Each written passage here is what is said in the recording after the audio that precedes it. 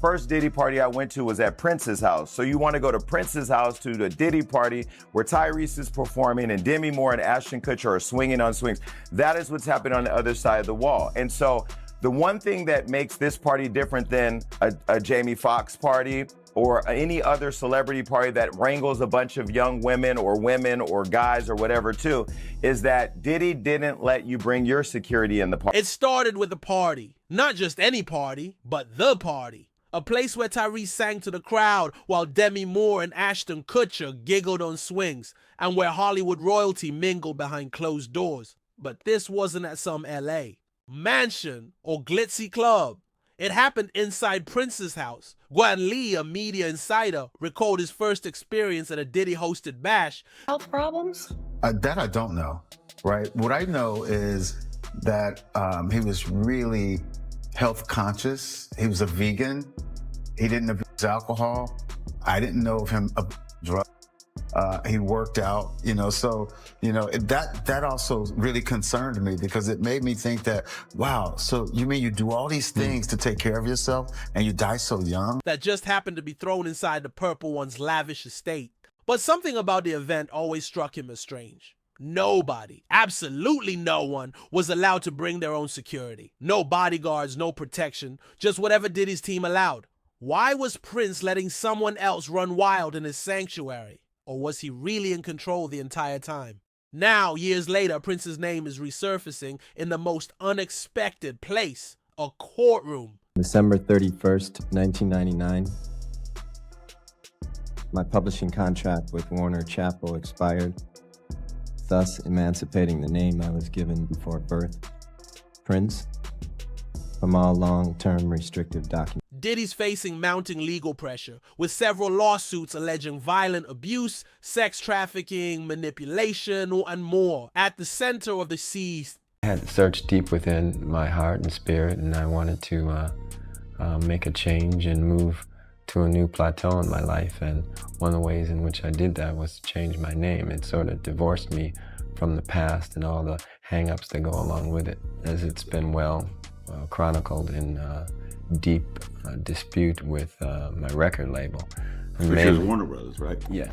We had some issues that were basically about ownership of the music and how often I was supposed to record and things like that. I really searched deep within to find out the answer to whether fame was most important to me or my spiritual well-being, and I chose the latter. Storm is Cassie, Diddy's longtime ex, who dropped the first bombshell that started this spiral. Her lawsuit painted a harrowing picture. Assistants organizing hotel rooms for so-called freak-offs, prepping scenes with baby oil and Astroglide, and staff delivering apology gifts after violent encounters. One particularly dark moment described in the suit alleges that Diddy's own head of security and an assistant broke down crying when they saw Cassie after a brutal incident. First Diddy party I went to was at Prince's house. So you want to go to Prince's house to the Diddy party where Tyrese is performing and Demi Moore and Ashton Kutcher are swinging on swings. That is what's happening on the other side of the wall. And so the one thing that makes this party different than a Jamie Foxx party or any other celebrity party that wrangles a bunch of young women or guys or whatever too, is that Diddy didn't let you bring your security in the party. If true, those aren't just emotional reactions. They're legal liabilities, and they may be headed for subpoenas, but Cassie isn't alone.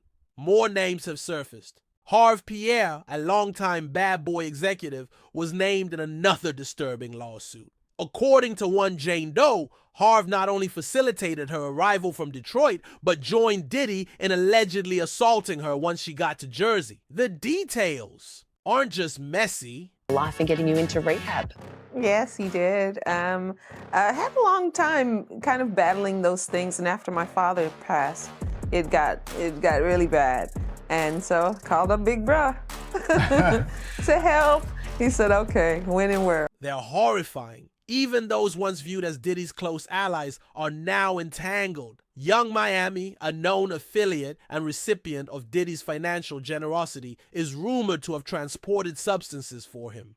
Her name even came up during jury selection, hinting at how deep this web runs. Among the star-studded cast of potential witnesses are some surprise entries. Michelle Williams, Robert Downey Jr., Lauren London, and even Mike Myers. Their names shocked the public, raising eyebrows and speculation. What did they know?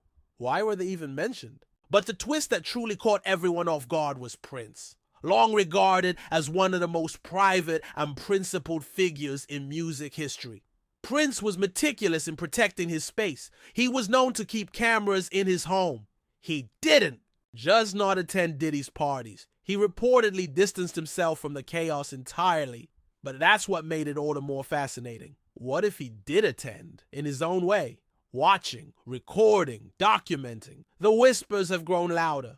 In recent months, could Prince have kept footage of what really went down in his home during Diddy's infamous parties? And if he did he pass it on to someone he trusted before his death? It's a tantalizing theory, especially when considering how Prince's final days played out. Just before he died, Prince posted a chilling photo with the cryptic caption, "Just when you thought you were safe." The post was later deleted, but not before fans began speculating that Prince had seen something, knew something, bigger than he could publicly reveal. At his final appearance at Paisley Park, Prince made a bizarre remark to the crowd. Wait, a few days before you waste any prayers. Days later, he was gone. The official cause? A fentanyl overdose from counterfeit Vicodin pills. But the world had trouble accepting that narrative. Prince was known for clean living, no drugs, no alcohol, a vegan diet, and strict discipline. How could someone like that die from a synthetic opioid overdose? His sister, Tyka Nelson, revealed that Prince had started preparing her for his death 2 years earlier. Not just emotionally, but in practical, subtle ways. They were extremely close, bonded by both blood and experience. When she struggled with substance abuse, Prince got her into rehab and stayed by her side.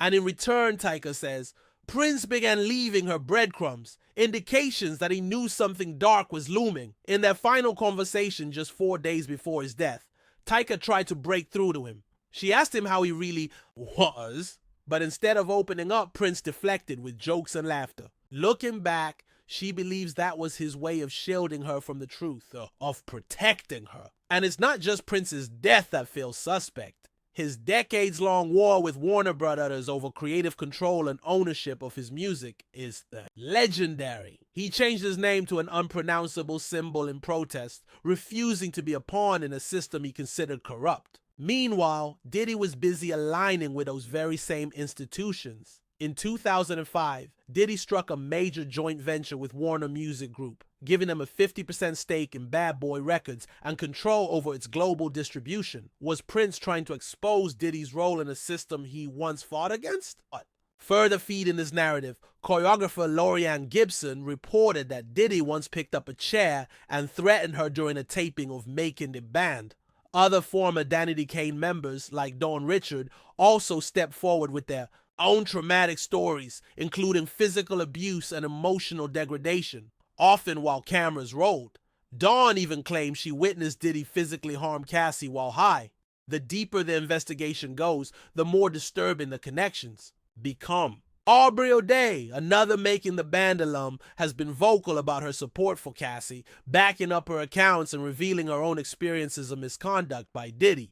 And then there's the bizarre, near unbelievable claim from Cassie that after Diddy discovered she had briefly dated Kid Cudi in 2011, he arranged for Cudi's car to explode in his driveway. That event actually happened, lending weight to what might otherwise sound like a conspiracy theory. And then there's the specter of Prince again. Was it just coincidence that one of the industry's most private, intelligent, and calculated figures allowed Diddy to throw parties in his home without attending himself?